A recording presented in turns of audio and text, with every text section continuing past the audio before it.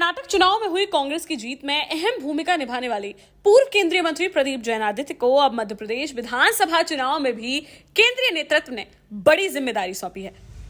जहां मध्य प्रदेश कांग्रेस के प्रभारी रणदीप सिंह सुरजेवाला ने बीते दिनों उन्हें जन आक्रोश यात्रा में राष्ट्रीय समन्वयक बनाया, जिसके बाद से ही वह एमपी में कांग्रेस को जीत दिलाने के लिए सक्रिय हो गए हैं और पूर्व केंद्रीय मंत्री सुरेश पचौरी के नेतृत्व में निकाली जा रही जन आक्रोश यात्रा में विभिन्न क्षेत्रों में जाकर कांग्रेस का प्रचार करते नजर आ रहे हैं।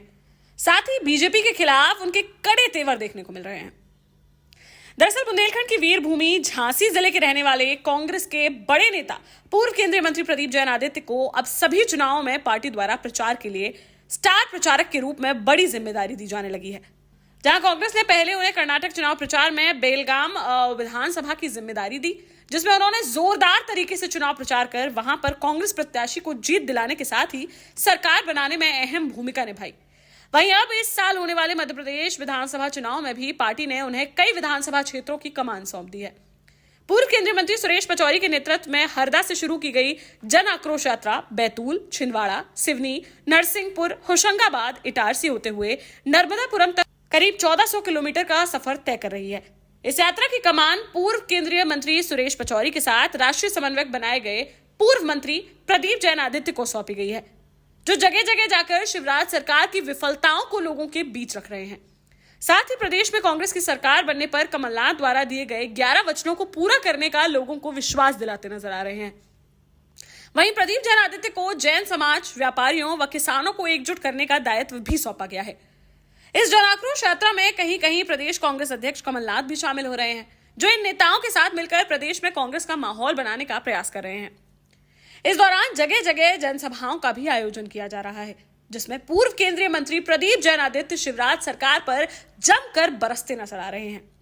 इटारसी में हुई एक जनसभा को संबोधित करते हुए उन्होंने कहा कि कमलनाथ के फोबिया से भाजपा डर चुकी है। यही कारण है कि भारत सरकार के केंद्रीय मंत्रियों को चुनाव लड़ाया जा रहा है। साथ ही उन्होंने कहा कि अब ऐसा ना हो कि चुनाव जीतने के लिए स्वयं प्रधानमंत्री को ही मध्य प्रदेश में आकर विधानसभा का चुनाव लड़ना पड़ जाए। हजारों किसान ट्रेन के टॉयलेट में नीचे बैठ के दिल्ली की ओर जाते हैं, वहां गटर में। इसके जिम्मेदार कौन है? इसके जिम्मेदार ये खूनी सरकार है, जिसने किसानों के सीने पे गोली मारी।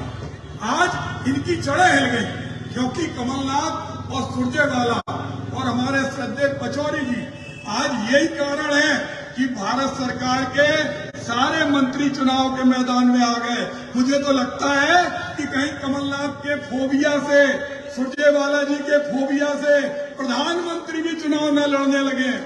पहले गंगा मां के नाम पर बनारस चले गए थे, अब मध्य प्रदेश आ जाए। सम्मानित साथियों, मैं आपसे एक ही आग्रह करूंगा, आपकी मां का अपमान किया है और हम इटारसी के लोग स्वतंत्रता संग्राम के सेनानियों के वंशज हैं और हमारे ऊपर ये कर्ज है और ये फर्ज है। मैं ये कहना चाहता हूं, चाहे आज हमें एक संकल्प लेना है, हमें ये संकल्प लेना है 22 मार्च 2020 को, जिसे आपने बड़े स्नेह से चुना था, कमलनाथ की सरकार को, उसको इन्होंने छीनने का काम किया। हम जब तक अपने अपमान का बदला नहीं लेंगे, निश्चित रूप से हम सच्चे नागरिक नहीं हो सकते। कोरोना के काल में जब सड़कों पे लाशें बिछी थी, उस समय हमारे मुख्यमंत्री नहीं दिख रहे थे। उस समय हमारे श्रद्धेय कमलनाथ जी, सुरेश पचौरी जी, नीकरा जी, काकू भाई पांडे जी जनता के बीच में जा रहे थे, ऑक्सीजन ला रहे थे, रेमडेसिविर इंजेक्शन ला रहे थे। आज ये भ्रष्ट सरकार किस मुंह से आ रही? आज मां की कोख से जन्म लेने वाले बच्चे पर भी 50,000 रुपए का कर्जा है।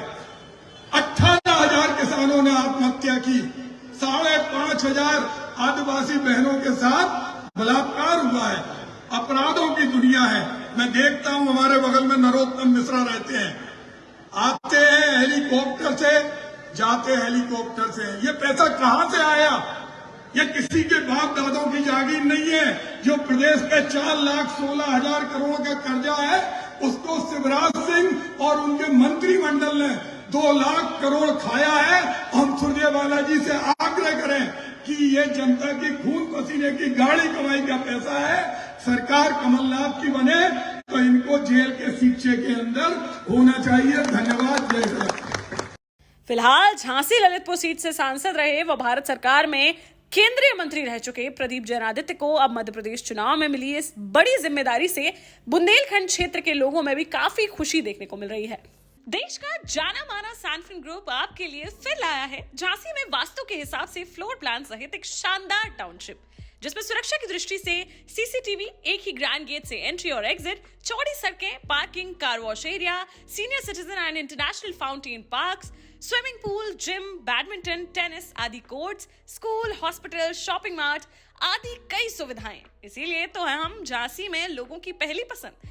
12 साल पहले अपने स्टार्टअप के साथ ही योग्य नेतृत्व, अनुभवी टीम और सक्षम सेंट्रलाइज और उत्तरदायी प्रबंधन के बल पर सबको घर गुणवत्ता के साथ समय पर घर की योजना के तहत सैनफिन समूह ने बहुत ही कम समय में 1500 से ज्यादा यूनिट्स को दिया है कब्जा। समय पर डिलीवरी से हमारे ग्राहकों में बड़ा है विश्वास और मिली है संतुष्टि। सैनफिन समूह ने बहुत कम समय में Sanfin Ashok City, Green Homes Residency, Green Homes City, Sanfin Ashok Valley, Delhi Public School, Sanfin शाखा, केन सैनफिन अस्पताल सहित कई अन्य परियोजनाओं के साथ नई झांसी के निर्माण में स्थापित किया है एक बड़ा मुकाम। तो आप भी आज ही आइए अपने परिवार के साथ और कीजिए अपने सपने साकार।